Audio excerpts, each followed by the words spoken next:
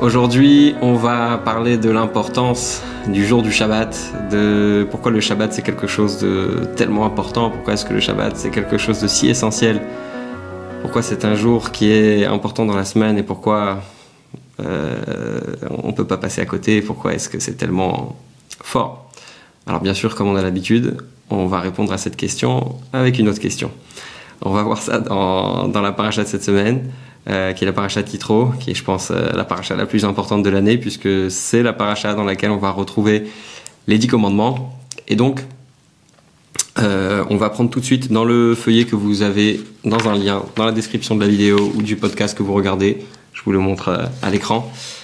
En fait, la question de la semaine, c'est pourquoi est-ce qu'il y a deux versions différentes des 10 commandements. Alors, vous le savez peut-être, dans la paracha de Vaetranan, on a une répétition des 10 commandements. Et dans cette répétition, il y a quelques différences avec la paracha de cette semaine. Dans la paracha de cette semaine, on voit page 3, la Torah nous dit « Zachor », souviens-toi.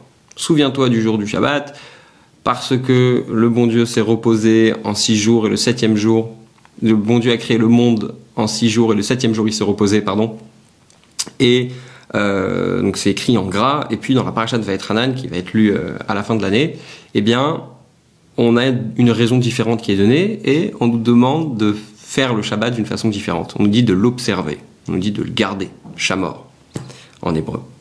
Et on nous dit que la raison du Shabbat est pour se souvenir qu'on était esclave en Égypte de Pharaon et qu'on en est sorti, et c'est la raison pour laquelle on doit faire le jour du Shabbat. Il y a aussi d'autres différences, par exemple dans le sujet de la convoitise, le sujet de la jalousie, de ne pas envier tout ce qu'a son ami, et puis la Torah donne les détails, ne convoite pas la femme, son esclave, sa servante. Et là aussi on a une différence. Alors il y a certains commentaires qui expliquent, pour ça on va donner la réponse tout de suite, il y a certains commentaires qui expliquent que la différence est due à deux détails distincts dans la notion de la jalousie. Il y a le fait de le garder à l'intérieur, de voir la belle voiture qu'a son ami et de vouloir acheter la même. Et après on a un deuxième niveau dans lequel on va aller passer à l'action, on va aller essayer d'acheter la même ou d'acheter celle de son ami, etc., ce qui est une mauvaise chose. Alors, pourquoi est-ce que Moïse ne répète pas les mêmes mots? On est page 5 et on a un commentaire du Ibn Ezra, qui est un grand classique sur la Torah, et un Nachmanide qui nous disent les choses suivantes. Premièrement, le Ibn Ezra nous pose la question assez clairement, il va rentrer dans les détails, et puis Nachmanide va expliquer la chose suivante. En réalité, ce qu'il faut comprendre, c'est qu'on a affaire ici à une répétition. Alors, ce que j'ai expliqué, parce que ce cours, je le donne aussi en vrai, ça m'arrive de le filmer quand je le donne avec un public, et ça arrive aussi que je le filme comme ça. Donc, on va expliquer la chose de la façon suivante. Dans la Torah, il y a 3 parties, si on peut dire. La première partie, Bereshit, dans laquelle on a toutes les histoires d'Abraham, d'Yitzhak et Yaakov. On appelle le livre de Bereshit, de manière générale, Sefer HaYashar, le livre de la droiture. Pourquoi ? Parce qu'il parle de gens qui étaient droits, à savoir les patriarches, les 12 tribus, etc., Yosef et ses frères. Et la deuxième partie, c'est quelque part Shemot Vaikra Bamidbar. Donc les trois livres du milieu, c'est-à-dire Shemot en français, l'Exode, le Lévitique et les Nombres. Dans ces livres, on va parler essentiellement de la sortie d'Égypte, des différentes lois qui concernent le sanctuaire, le Mishkan qu'ils ont fait dans le désert, le sanctuaire pour Dieu, c'est ce fameux mini-temple qui a été fait dans le désert, et puis les 40 ans dans le désert du peuple juif. Le dernier livre, le 5e livre de la Torah, qui s'appelle le Deutéronome, eh bien, il est là pour faire une répétition. En fait, c'est Moshe qui va répéter toute l'histoire. Depuis le début, on est sorti d'Égypte, on a fait ci, on a fait ça, etc. Et parmi les choses qu'il répète, il ne pouvait pas ne pas répéter les 10 commandements.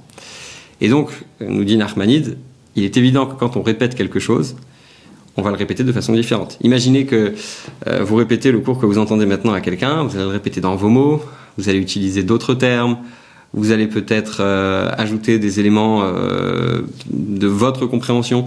Donc forcément, quand on répète quelque chose, c'est toujours différent. Et donc, Nachmanides de nous dire, Moïse est en train de répéter les 10 commandements, il est normal qu'il n'utilise pas exactement les mêmes mots, qu'il rajoute, qu'il enlève, qu'il change, etc., etc. Donc ça, c'est la réponse, on va dire, évidente. Mais ce qui est intéressant, c'est que quand on regarde le Kiddush, ça veut dire le moment où on va sanctifier le Shabbat, puisque le Kiddush, ça veut dire la sanctification. Quand on fait le Kiddush, la cérémonie du Kiddush le vendredi soir avant de commencer son repas, eh bien, on va faire véritablement entrer le Shabbat. Alors, on l'a fait aussi à travers la prière à la synagogue, mais on a aussi ça dans le repas du vendredi soir, et dans lequel on va utiliser les 2 termes. On va utiliser le terme du fait que Dieu a créé le monde en 6 jours et que le 7e jour il s'est reposé. D'ailleurs, le Kiddush, c'est une forme de témoignage de ce fait, que Dieu a créé le monde en 6 jours et que le 7e jour il s'est reposé. Et ensuite, on a aussi la raison de la sortie d'Égypte. Alors pour vous dire la vérité, j'ai toujours eu cette question. Quel est le rapport a priori entre la sortie d'Égypte et le Shabbat? Et on peut poser aussi la question sur la première raison. Quel est le rapport entre la création du monde et le Shabbat, le fait que Dieu a créé le monde en 6 jours et le 7e jour il s'est reposé? Alors oui, nous aussi on va se reposer à l'image de Dieu, mais pourquoi est-ce que c'est quelque chose d'important à tel point qu'on ait besoin de le répéter? On aurait pu simplement reprendre les mots des 10 commandements, que Dieu nous ordonne de nous reposer. Alors, pour répondre à cette question, il faut comprendre qu'il y a deux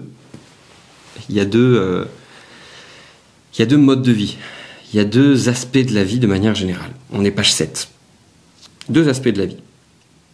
On a un aspect de la vie qui est naturel. Ça veut dire, vous allez travailler, vous gagnez votre argent, honnêtement bien sûr, vous faites toutes sortes de choses et vous le faites de façon honnête, de façon normale, de façon régulière, avec une certaine routine. Ça, c'est l'aspect naturel de la vie. Et puis, il y a l'aspect miraculeux dans notre vie. Alors, je sais, vous allez me dire, non, mais moi, j'ai jamais vu de miracle. Alors, en étudiant avec quelqu'un cette semaine, je lui disais, comment tu as eu ton travail? Il a obtenu un poste dans un certain magasin.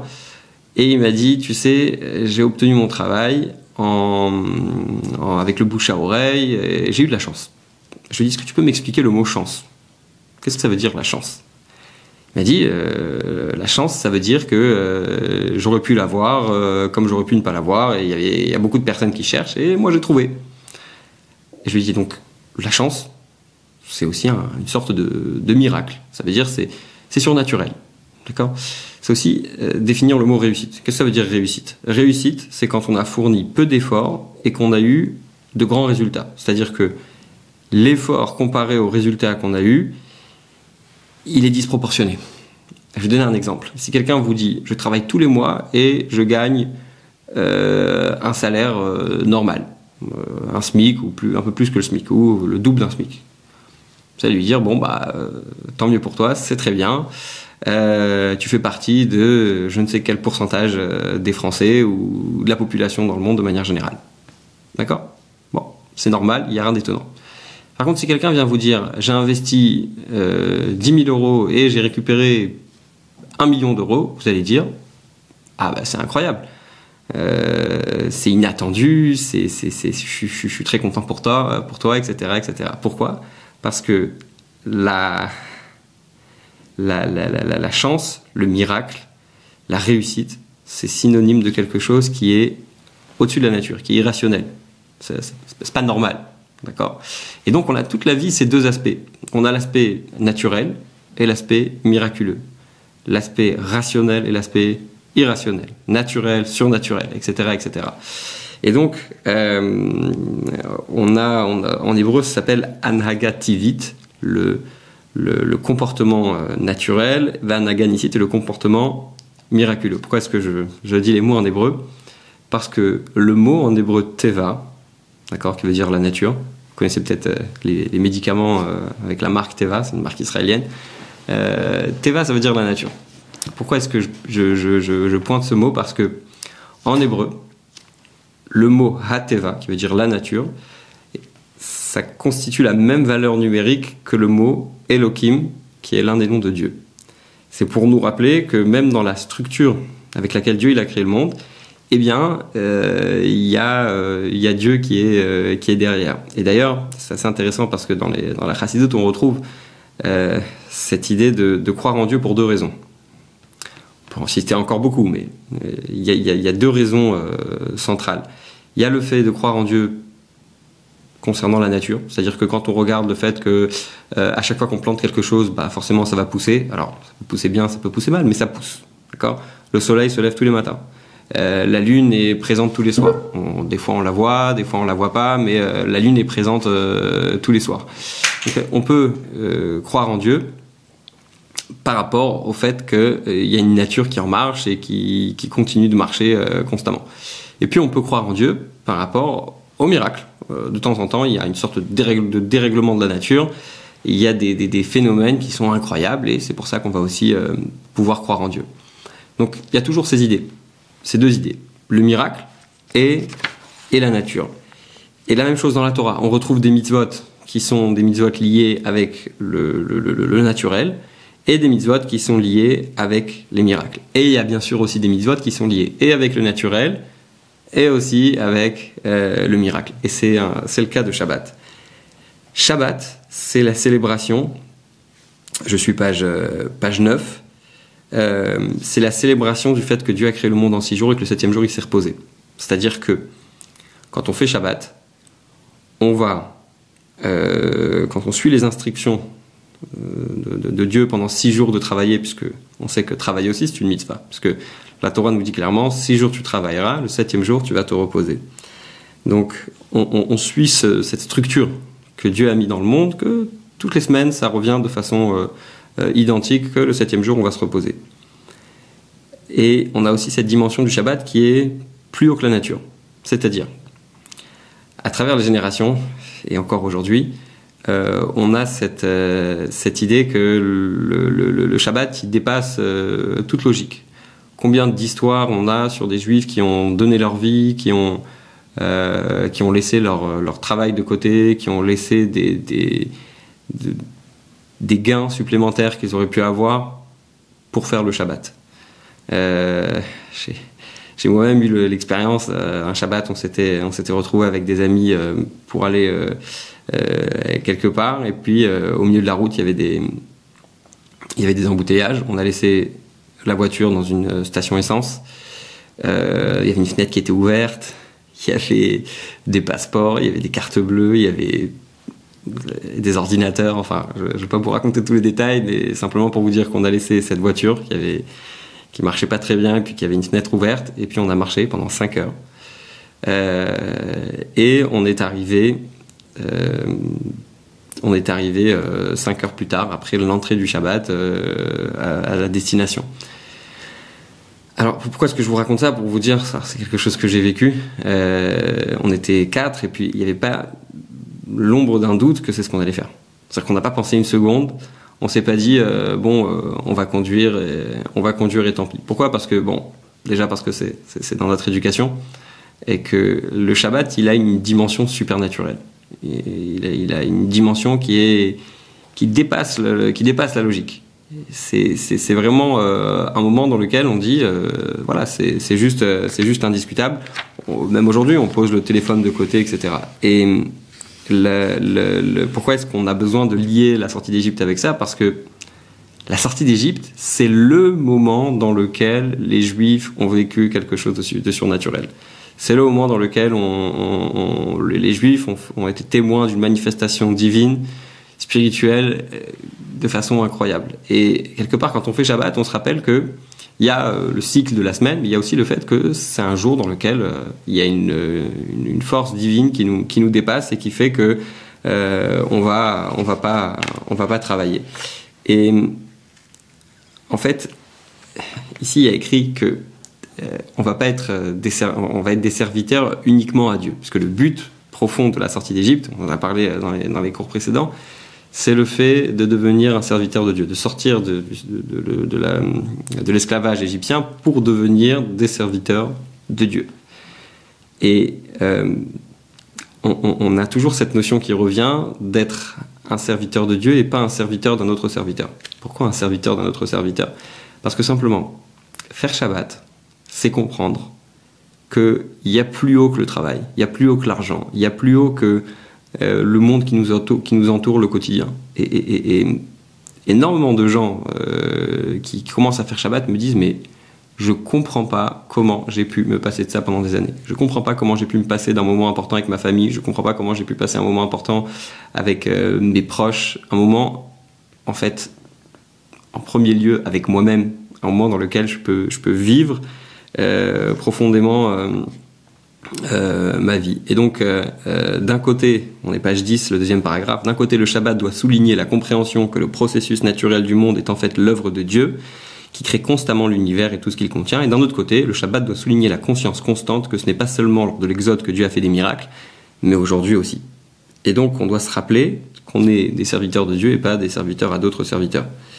Et donc, en fait, c'est l'idée de cette double raison. D'un côté, le fait de croire en un Dieu qui est naturel, et de l'autre côté, le fait de croire en un Dieu qui est surnaturel. Et après, on a une semaine qui est complètement changée. Shabbat, on a une nouvelle âme, on vit une expérience spirituelle qui est complètement différente de celle de la semaine. D'ailleurs, une des raisons du fait qu'à la Havdalah, cette cérémonie où on va se séparer du Shabbat, on va lever un verre de vin avec une bougie et puis des bessamim qui sont des herbes qui ont une bonne odeur. Eh bien, c'est parce que, étant donné que la Neshama, l'âme spirituelle supplémentaire qu'on a pendant le Shabbat, elle va sortir à ce moment-là, eh bien, on a besoin de sentir quelque chose qui a une bonne odeur, puisque la Neshama est rentrée par le nez. Oui, dans la Torah, quand on nous parle de la Neshama d'Adam Arishon, du premier homme, Dieu dit « j'ai insufflé en lui une âme de vie ». Donc c'est par là que ça passe. Donc pour pouvoir ne pas sentir la sortie de cette âme spirituelle, on va sentir quelque chose de fort. Donc c'est bessamim, en général on utilise des clous de girofle ou d'autres choses. En tout cas, c'est important de comprendre cette idée de se reposer et de se reposer dans deux dimensions, le côté naturel et le côté miraculeux. Comment on fait rentrer le Shabbat ? Je ne l'ai pas dit avant de commencer le cours, mais c'est un discours du Rabbi de Lubavitch aux femmes. D'ailleurs, dans l'histoire, c'est assez rare des leaders. Alors, j'ai dit rare, mais j'ai pas trouvé de précédent à ce comportement, au fait que le Rabbi parlait à des femmes. Quand je dis à des femmes, tous les discours du Rabbi étaient adressés à des hommes et des femmes. Il y avait dans une synagogue, il y avait de la place pour les hommes, il y avait de la place pour les femmes. Mais le fait que le Rabbi réunisse uniquement des femmes et s'adresse uniquement aux femmes pour leur parler de leur rôle important dans le judaïsme, eh bien, c'est quelque chose d'assez unique. Alors, pourquoi est-ce que je parle de ça ? Parce que les femmes sont celles qui font rentrer le Shabbat. D'accord ? C'est le fait d'allumer les bougies qui va marquer le moment où le Shabbat va commencer. Et la raison est simple, c'est parce qu'à l'époque, il n'y avait pas de lumière dans les maisons et les bougies étaient là pour faire rentrer la lumière dans la maison. Et parce qu'à l'époque, il n'y avait pas forcément toujours de lumière. Et ça, on le voit déjà depuis Sarah. Sarah qui était la femme d'Abraham et qui avait des bougies dans sa maison qui tenaient d'une semaine à l'autre. C'est-à-dire qu'elle allumait les bougies vendredi soir et ça tenait pendant une semaine. Un peu comme l'histoire de Hanouka. Vous savez, on dit que les Avot, les patriarches, tout ce qu'ils faisaient, eh bien, c'était aussi pour nous donner la force de pouvoir nous faire des choses à travers les générations. Et donc il y a énormément de choses qu'on retrouve chez les patriarches qui se sont passées plus tard dans l'histoire du peuple juif. En réalité, c'est un peu comme des parents avec leurs enfants. Les parents vont faire tous les efforts pour que leurs enfants puissent pouvoir vivre leur vie de la meilleure façon qui soit. Et pourquoi est-ce que c'est la femme qui va allumer ces bougies ? Parce qu'elle a une force, elle a une capacité de faire les choses qui est beaucoup plus forte que son mari. Vous savez, quand il y a une maison dans laquelle habitent que des hommes, on va dire oulala, on voit que c'est tenu ici par des hommes. Pourquoi ? Parce que tout simplement, il n'y a qu'une femme qui a il y a qu'une femme. Il y a peut-être des hommes aussi qui ont cette force, mais de manière générale, il y a que les femmes qui ont cette capacité de pouvoir faire vivre un endroit. Pas seulement de vivre dans un endroit, mais de faire en sorte que l'endroit soit accueillant, qu'il y ait une certaine atmosphère chaleureuse, etc. Et donc, c'est sur elles que l'on a mis cette mission d'allumer les bougies de Shabbat pour pouvoir faire rentrer l'atmosphère de Shabbat dans le foyer. Donc, c'est un sujet que le Rabbi a encouragé à plusieurs reprises, que chaque femme, chaque petite fille depuis l'âge de 3 ans, prennent le temps d'allumer une bougie avant l'entrée du Shabbat, parce que c'est un sujet très très important. Je vais finir avec une toute petite histoire, parce que quand on entend parler du Shabbat, on se dit tout de suite, bon, moi j'ai du mal, je ne fais pas, ou je travaille, etc. Vous savez, on dit que le mieux est l'ennemi du bien. C'est-à-dire que si on veut tout faire, et on dit non, c'est ou tout ou rien, bah finalement on va finir par rien faire du tout. Et c'est très important de se dire que je vais commencer par un petit peu. Je vais commencer par faire ce que je peux. Je vais commencer par... ça paraît évident, mais c'est pas évident pour tout le monde. Les choses les plus évidentes, c'est parfois les choses les plus compliquées. Je vais commencer par 1 heure, je vais commencer par 2 heures, par 3 heures, ou je vais commencer par ne pas toucher mon téléphone, je vais commencer par ne pas prendre la voiture. Chacun, à son niveau, a la capacité de commencer à faire Shabbat à son niveau. Il y avait une petite fille, c'est une histoire que le Rabbi avait racontée à une certaine occasion. Il avait dit, une petite fille qui avait entendu à l'école qu'il fallait allumer les bougies de Shabbat, et elle s'était mise à allumer. Du coup, sa maman a vu qu'elle allumait, donc elle s'est dit, c'est pas beau que la fille allume et pas la mère. Et puis finalement, ils se disaient, bon, s'il y a déjà les bougies, on va faire un repas de Shabbat. Quand il y a eu un repas de Shabbat, ils ont dit, il faut pas laisser la télévision allumée. Et bref, petit à petit, ils ont fini par faire Shabbat complètement. Donc, encore une fois, ne pas chercher le mieux, parce que le mieux est l'ennemi du bien. Commencez par faire une bonne action, et on espère que cette bonne action soit celle qui va déclencher très très vite la venue du Mashiach.